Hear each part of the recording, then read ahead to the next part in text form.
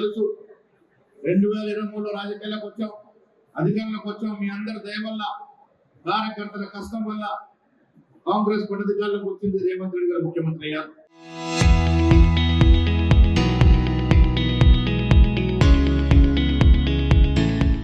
చాలా వాగ్దానాలు ఇచ్చాం.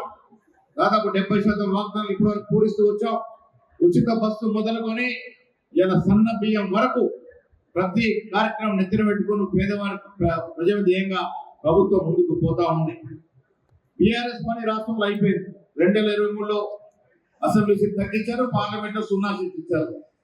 వీళ్ళ వాళ్ళ పరిస్థితి ఎటు తోచక అయిందానికి కాందానికి విమర్శలు చేస్తా ఉన్నారు.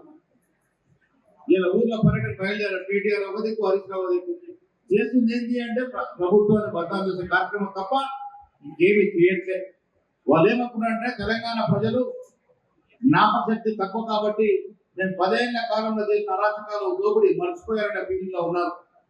హరీష్ రావు గారు, కేటీఆర్ తెలుసుకోవాల్సింది తెలంగాణ ప్రజలు విధులు మీరు 10 ఏళ్లుగా చేసిన నీళ్ల దోపిడి, భూ దోపిడి, విధుల దోపిడి, మీ అక్రమాలు ఇంకా మర్చిపోలేదు. మళ్ళీ మీకు ఏదో ఆదరిస్తున్నప్పుడు భ్రమ తప్ప ఇంకేం కాదు. ఈ రాష్ట్రంలో కాంగ్రెస్ పార్టీ వాళ్ళు ఇస్తున్న సంక్షేమ అభివృద్ధి పట్ల గ్రామ స్థాయి కార్యకర్తలు, పౌరులు సంతోషంగా ఉన్నారు. ఎప్పుడు ఏ ఎన్నిక జరిగినా కాంగ్రెస్ పార్టీదే విజయం ఈ రాష్ట్రంలో. ఇలా పేదవాడు సంతోషంగా ఉన్నాడు, సన్న బియ్యం రుచిగా ఆస్వాదిస్తా ఉన్నాడు.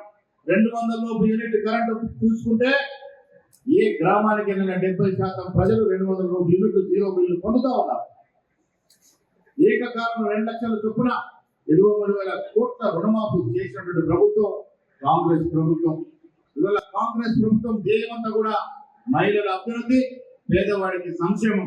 ఆ దశగా నడుస్తున్న తరుణంలో ఎవరి నుంచి ఎన్ని అబద్ధాలు చెప్పినా సోషల్ మీడియాని విచ్చలవిడిగా అబద్ధాలు ప్రచారం చేసుకోవడానికి వాడినా గ్రామ స్థాయినటువంటి పౌరులు అన్ని గ్రహిస్తా ఉన్నారు.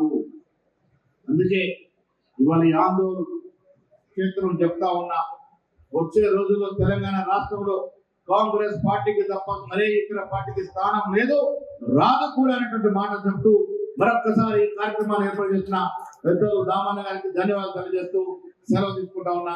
జై హింద్, జై కాంగ్రెస్.